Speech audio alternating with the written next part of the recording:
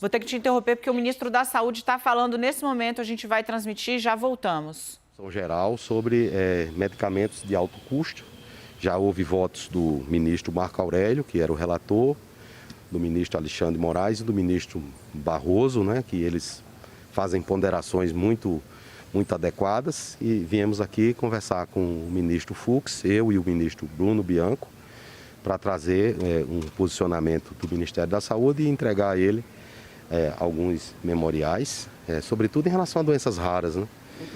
Doenças raras, não tem assim, existe uma ação que tem repercussão geral e tem outra que pleiteia medicamento para uma doença chamada atrofia muscular espinhal, conhecida como AME, né? São medicamentos de altíssimo custo, é uma pauta sensível, né? Nós nos sensibilizamos com essas crianças, com seus familiares, mas nós temos que ter a certeza de estar oferecendo uma política pública que traga resultados, que sejam capazes de melhorar a vida dessas crianças. A construção da chamada medicina baseada em evidência nessas situações de doença rara é diferente.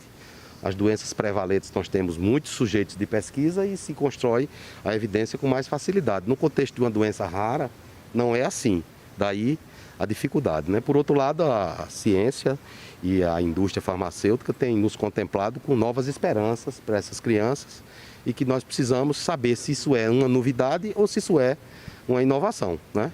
Então aí é o papel das instâncias técnicas, o Ministério, quem faz esse tipo de avaliação é a Comissão Nacional de Incorporação de Tecnologia no SUS. No caso particular da AME já foi incorporado um desses medicamentos há 3 anos atrás, que é um medicamento chamado Spinraza, né?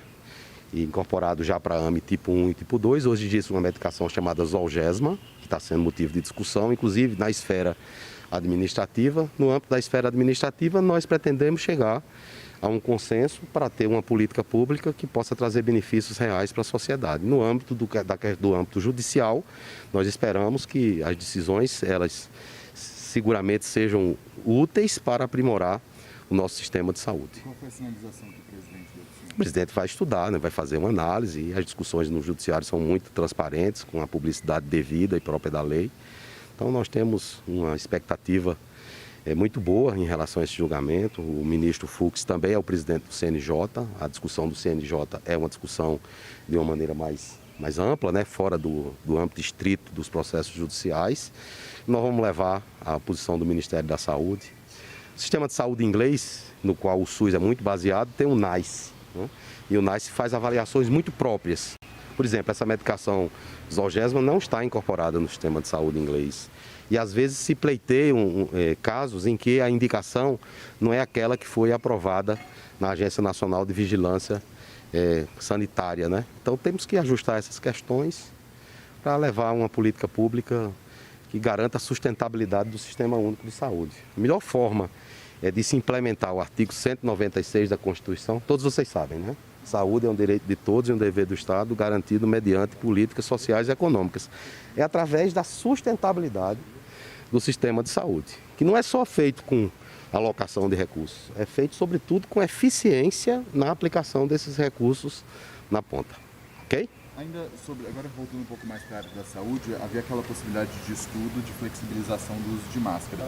Alguns estados já começaram a anunciar a flexibilização. Por parte do Ministério da Saúde, vai ter aquela recomendação? O Ministério da Saúde está trabalhando nessa agenda, né? Alguns estados já estão fazendo isso, alguns municípios. É bom, né? Os entes federativos, eles têm a sua autonomia e eles estão lá na ponta e conhecem a realidade de uma maneira melhor do que, às vezes, eu que estou aqui em Brasília, apesar do lema do governo do presidente Bolsonaro ser mais Brasil e menos Brasília, e eu ando muito, né? A observação dos gestores municipais e estaduais, ela é muito importante. O importante é que a gente vive hoje um cenário epidemiológico melhor no Brasil, né? Fruto da nossa campanha de imunização. Só para ter uma ideia, já estamos próximos de 8 milhões de doses aplicadas ou como dose adicional ou como dose de reforço em indivíduos acima de 60 anos e nos profissionais de saúde. Quando eu assumi o Ministério da Saúde há cerca de 7 meses atrás, muitos não acreditavam no Sistema Único de Saúde como a forma melhor de entregar vacinas. A iniciativa privada queria participar mais fortemente trazendo vacinas. E o que é que houve do ponto de vista prático e efetivo? Todas as vacinas foram contratadas pelo Ministério da Saúde. mais de 550 milhões de doses. Até dezembro, nós vamos receber 200 milhões de doses, né? E todos nós aqui, ninguém duvida que essa campanha de vacinação é uma das mais bem-sucedidas do mundo e que em 2022 estamos certos que será também uma campanha muito bem-sucedida e até mais eficiente, né? Porque já temos doses de vacina. Tem uma previsão para como vai ser o calendário no ano que vem? Então, a gente ainda não tem uma resposta da ciência para todos os pontos, né? Em relação a 2022. Mas o que nós temos que fazer é ter as doses, né? E aí, a partir das evidências que surgem, por exemplo, um estudo que o Ministério da Saúde contratou, está sendo realizado em parceria com a Universidade de Oxford, deve estar sendo publicado aí em uma revista científica de fator de impacto elevado, que nos ajudará a conduzir essa política pública, né? Na realidade, não é uma vacinação primária foi esse ano. No começo, nós usamos a vacina mais frequente, foi uma vacina de vírus inativado, né? Depois, nós começamos com as outras, a vacina da Fiocruz, que é o vetor viral recombinante, é outra plataforma, e posteriormente entrou a plataforma de mRNA, a vacina da Pfizer. Isso tem sido importante, porque essas duas últimas vacinas, né, a vacina do mRNA e do vetor viral recombinante, são vacinas que são muito efetivas.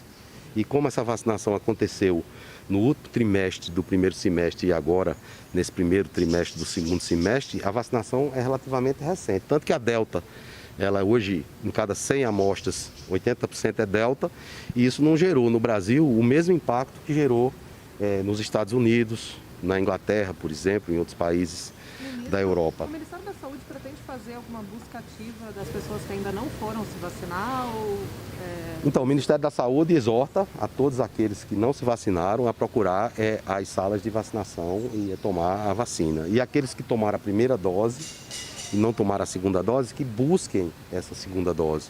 Muitas vezes as pessoas não vão tomar a segunda dose por conta de uma reação que teve da primeira, né? A segunda dose é menos reatogênica do que a primeira dose. Então, nós sempre defendemos que temos que ter a população como nossa aliada, através de um programa de conscientização. Eu fui a Portugal, na terça-feira estive lá fazendo uma palestra na Universidade de Lisboa, 95% da população portuguesa já tomou a segunda dose de vacina, né? Então, os portugueses, como nós, os brasileiros, nós temos essa cultura, né, de buscar as salas de vacinação para tomar a segunda dose de vacinação. E às vezes em posições, levar as pessoas à força para a sala de vacinação, isso às vezes dá um efeito reverso. As pessoas, em vez de ir buscar, você cria mais calor, enquanto nós devemos buscar luz para seguir em frente em cima das campanhas de vacinação mais bem-sucedida do mundo.